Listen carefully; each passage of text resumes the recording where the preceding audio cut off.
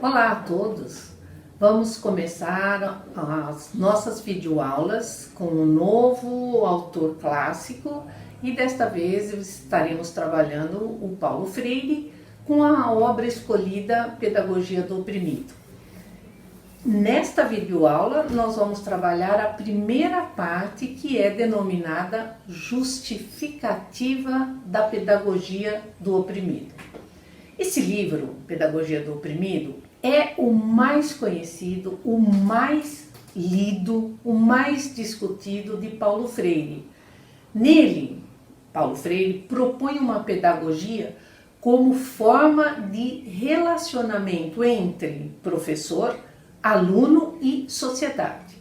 O que nós estamos vendo já de início, uma diferenciação, é a questão de introduzir num processo de alfabetização a questão da sociedade. Paulo Freire nunca gostou que se referisse a esse processo de alfabetização como se ele fosse um método. Para ele, esse processo era mais uma teoria do conhecimento do que uma metodologia de ensino. Para ele dizia, é muito mais um método de aprender do que um método de ensinar. Esse processo de alfabetização é desenvolvido por meio de diálogo. Aí também já está uma outra diferença do tempo histórico que o Paulo Freire vivia, uma diferença de como fazer a questão da alfabetização. Paulo Freire entendia que cada pessoa, cada grupo dispõe, ainda que possa ser rudimentar, dos conteúdos necessários para a sua alfabetização. Então, nesse novo processo, é na relação professor-aluno, educador e educando, eles se educam, isto é, não há uma transmissão do conhecimento do professor que sabe para o aluno que ainda não sabe. Paulo Freire expõe nessa pedagogia do oprimido o seu posicionamento contrário a essa forma de educação. Era tradicional na época e continua sendo tradicional. Ele via nessa educação tradicional, ele a via como uma educação tecnicista, uma educação alienante, e a denominou de educação bancária, um termo que ficou bastante conhecido como característica da sua forte crítica à educação tradicional. Por esse termo, educação bancária, ele apontava que os conteúdos eram depositados na cabeça dos alunos. De acordo com as suas ideias, a alfabetização dos adultos deve estar diretamente relacionada ao seu cotidiano, e ele chamava ao cotidiano do trabalhador. Dessa forma, o educador deveria conhecer a realidade dos alfabetizandos para que estes, os alfabetizandos, pudessem se inserir nela, na sua realidade, de forma crítica e ter uma atuação voltada para a sua transformação. Assim, sua alfabetização era uma alfabetização política. Esse processo de alfabetização foi defendido por Paulo Freire como um processo de conscientização, desenvolvido ao mesmo tempo que o trabalhador se alfabetizava. Então, qual é a característica essencial desse processo de alfabetização? Ele tem como característica essencial o uso de temas do cotidiano do educando e do processo que se fazia com camponeses, proletários, oprimidos, pessoas do povo analfabetos. Paulo Freire não os denominava alunos, mas os denominava participantes. E o título dessa obra que estamos trabalhando, ele é voltado para estes participantes, para estes oprimidos. Então, a intenção do título é dizer que é uma pedagogia construída com eles, a partir da vida deles, e não uma pedagogia para eles, mas pensada por outros. Então, o novo nesse processo é que na relação professor-aluno, educador e educando, ambos se educam, né? Então, não é aquela transmissão de conteúdo do professor que sabe para esse aluno que está ali esperando que o conhecimento venha do professor. Então, nessa relação, ambos vão construir o conhecimento. Então, Paulo Freire também dizia que tanto educador como educando se aprendem nessa relação. Então, de acordo com suas ideias, a alfabetização de adultos deve estar diretamente relacionada a estas questões vivenciais desse grupo, desse público, desse povo que é um povo oprimido, um povo que é um trabalhador, um povo que ainda não teve a sua alfabetização.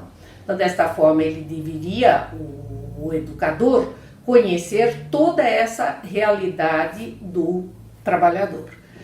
Devemos lembrar que a primeira edição da Pedagogia do Oprimido, ela foi feita em inglês. Ela foi feita nos Estados Unidos em 1970. E esse ano, como foi mostrado na biografia do Paulo Freire, esse ano ele estava lecionando na Universidade de Harvard como professor convidado. E como professor convidado, ele fica durante um ano apresentando seminários, apresentando conferências, palestras. E foi nesse tempo que o Pedagogia do Oprimido foi publicado. Então foi publicado em inglês. Em 1974, esse livro sai também em tradução para o espanhol, o alemão, o italiano, o holandês e o sueco. Isto foi no ano de 1974. E aí vocês me perguntam, não foi ainda no Brasil? Não foi. No Brasil só foi em 1975 a publicação pela editora Paz e Terra. Mas há uma particularidade sobre essa publicação no Brasil. Nós devemos lembrar que nós estávamos no tempo da ditadura e Paulo Freire estava exilado, estava fora. Aí o original, nessa época Paulo Freire já estava na Suíça. Esse original, ele foi trazido da Suíça por um professor amigo do Paulo Freire, que era deputado em Genebra. E como deputado, ele não tinha a sua bagagem revisada ou revistada. E foi assim que esses originais chegaram no Brasil e puderam então ser publicados em 1975. A escrita desse original, ela foi feita em 1968 e nesse ano de 2018 ela está fazendo 50 anos. Seu conteúdo continua totalmente atual. As suas edições continuam formando professores e influenciando outros leitores no mundo todo, particularmente na América Latina. É isso que faz essa obra uma obra clássica, pois ela é atual em todas as épocas. Nós podemos afirmar que Pedagogia do Oprimido é uma obra universal, pois ela ultrapassou as fronteiras culturais locais, regionais e nacionais, contribuindo para o questionamento e a problematização dos processos educativos das sociedades. O trabalho apresentado no livro contém as ideias teóricas defendidas por Paulo Freire. E as ênfases que nós vamos verificar nessa obra, elas são a possibilidade de emancipação dos homens, as características da educação libertadora, o importante e essencial papel que o diálogo faz com o método de ensino e a construção de uma personalidade democrática nos participantes do processo de alfabetização. Nessa obra, Paulo Freire faz críticas de forma rigorosa à ordem social geradora e mantenedora da opressão. os temas discutidos nela são opressão, opressores, oprimidos, educação bancária, educação problematizadora, temas geradores, diálogo de liberdade, diálogo de libertação e a ação antidialógica, que é contrária à dialogicidade que Paulo Freire emprega na sua pedagogia. O livro ele está escrito em forma de ensaios com 4 partes. A primeira, que é esta, justificativa da pedagogia do oprimido. A segunda, a concepção bancária da educação como instrumento de opressão, seus pressupostos, sua crítica. Terceiro, a dialogicidade, essência da educação como prática da liberdade. E, último, a teoria da ação antidialógica. Neste texto e vídeo, nós estamos apresentando essa primeira parte. Em suas primeiras palavras, Paulo Freire apresenta a quem se dirige o seu livro, aos esfarrapados do mundo e aos que neles se descobrem, e assim, descobrindo-se, com eles sofrem, mas sobretudo com eles lutam. A esperança de Freire é dirigida àqueles que desejam lutar com os oprimidos, que se identificam com eles e que buscam a libertação de todos os homens por meio do desvelamento da realidade. A pedagogia do oprimido surge como um caminho para a implementação de uma mudança radical, não apenas no modo de pensar e conduzir a educação, mas na relação entre professor e aluno, na vida dos educandos. Não se trata de ensinar algo qualquer, alienado, desconectado da realidade. Não se trata de dissertar sobre um conteúdo, mas de problematizar temas que tenham relação com a vida dos sujeitos, com seus problemas, angústias e necessidades. Diz respeito à prática de uma pedagogia humanizadora, permeada por uma relação dialógica constante entre os envolvidos, num desejo comum de ser mais.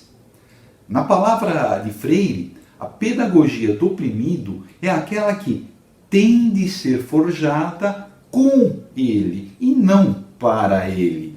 Enquanto homens ou povos na luta incessante de recuperação de sua humanidade.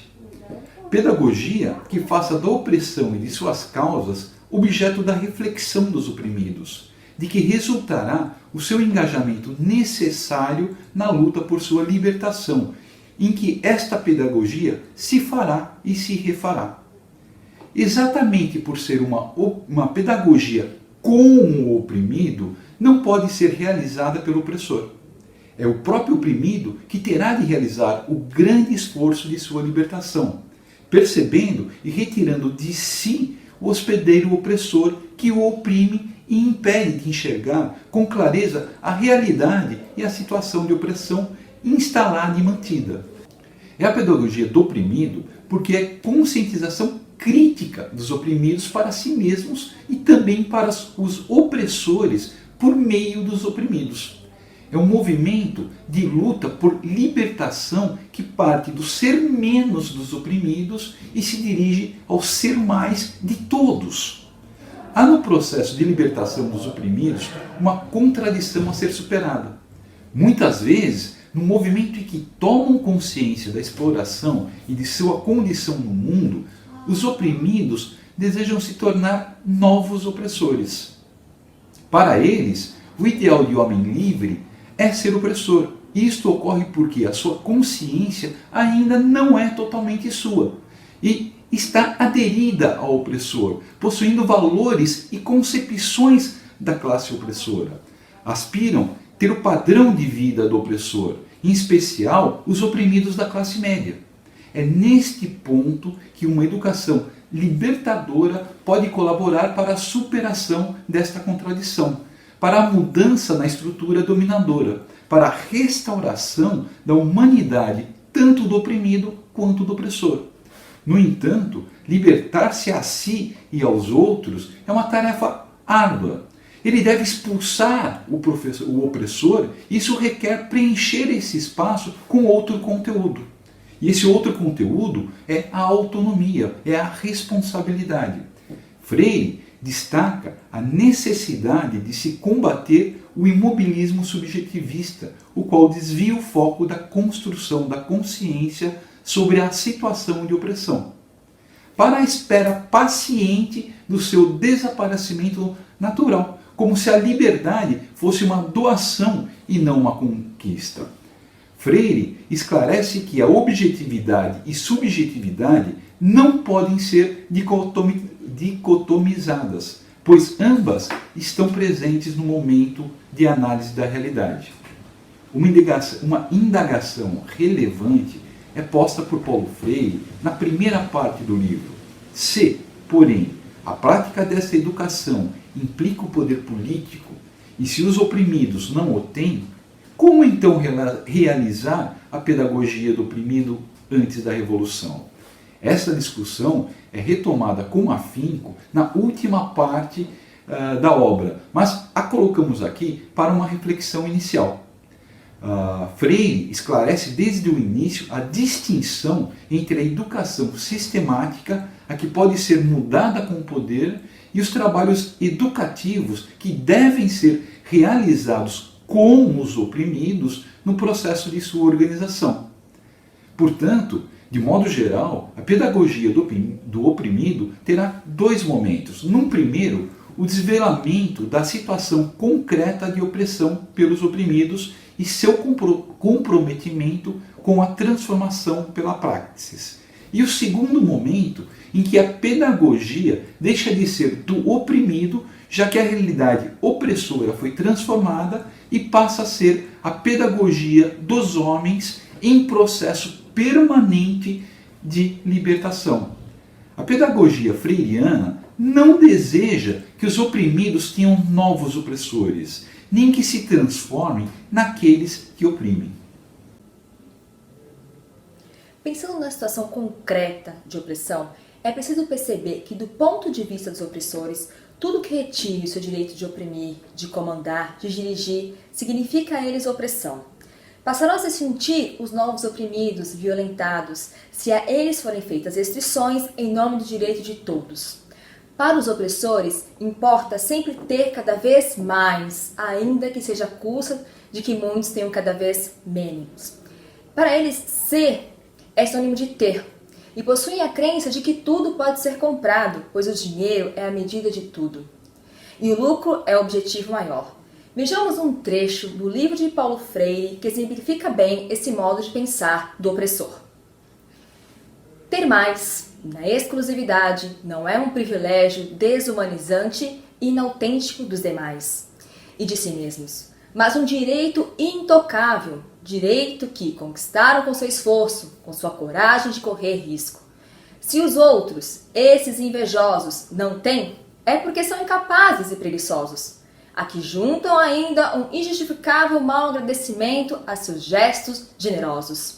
E, porque mal agradecidos e invejosos, são sempre vistos os oprimidos como seus inimigos potenciais a quem tem de observar e vigiar. Para Freire, o opressor possui uma visão necrófila do mundo, tem amor pela morte ao invés da vida. Apropriam-se da ciência e da tecnologia para utilizá-la de acordo com as suas intenções e finalidades, mantendo a ordem opressora, impedindo aos demais se apropriarem, terem voz e vida em abundância. Consideram-se humanos e aos demais coisas. Possuem discurso de liberdade, de igualdade, de solidariedade, mas não comungam com o povo. Para ajudar na superação da dualidade em que se encontram, o oprimido, como hospedeiro do opressor, é preciso conviver com os oprimidos, compreendê-los, escutá-los para perceber os diferentes modos de manifestação da dominação e assim problematizar situações, temas, crenças, com a intenção de fazê-los localizar o opressor que neles habitam. Há muitas vezes um certo fatalismo no modo de pensar do oprimido, exatamente por conta do dilema em que estão imersos. não percebem a sua exploração e o sofrimento que é gerado a partir das ações de dominação do opressor. O oprimido, ele enxerga que a sua condição se dá pela vontade de Deus. A autodesvalia é, então, uma característica marcante do oprimido, uma vez que introjetam em si a visão que o opressor possui deles, como incapazes, como preguiçosos, como indolentes, que nada sabem. Para Freire, é necessário que os oprimidos possam ver exemplos concretos da vulnerabilidade do opressor, para ir desconstruindo a crença quase que mágica, do seu poder intransponível. Perceber a dualidade que os constitui é uma tarefa fundamental para que possam iniciar o processo de luta, de libertação de si mesmos e também do regime opressor. Paulo Freire argumenta sobre a necessidade constante do diálogo crítico com os oprimidos. É importante atentar para o fato de que esse diálogo se faz não para instaurar uma revolta, a fúria ou a repressão, mas para possibilitar a libertação dos sujeitos, e esclarece que, dependendo do nível de percepção da realidade em que se encontra o oprimido, o conteúdo e o diálogo podem então variar, adequando às necessidades e possibilidades reais dos estudantes, dos educandos. É importante perceber também que sozinho não é possível alcançar níveis elevados de percepção da realidade. Também não é possível a um homem aprender no lugar de outro ou doar o seu saber. É no diálogo, é no processo de escuta atenta que os homens aprendem, buscam ser mais. É um processo doloroso, pois exige esforço, dedicação, disposição ao diálogo, vontade constante de ser mais, de se conhecer melhor, bem como a sua comunidade e realidade. Veja o que alerta Freire. Ao defendermos um permanente esforço de reflexão dos oprimidos sobre suas condições concretas, não estamos pretendendo um jogo divertido em nível puramente intelectual. Estamos convencidos, pelo contrário, de que a reflexão, se realmente reflexão, conduz à prática. No entanto, a prática que se deseja construir não é mero ativismo, mero fazer por fazer. Ao contrário, deve estar embasado na reflexão crítica, para que se constitua em praxis. Para Freire, não há outro caminho senão o da prática de uma pedagogia humanizadora, que conduz o movimento de desconstrução do ser oprimido para a construção de homens responsáveis e autônomos, em condição de lutar permanentemente por sua liberdade e por ser mais. O método para esta prática problematizadora não serve de instrumento de manipulação do educador sobre o oprimido, mas sim um instrumento de libertação. Assim, tanto educador como educando intencionam juntos, engajados, desvelar criticamente a realidade e, conhecendo-a melhor, podendo agir e recriá-la.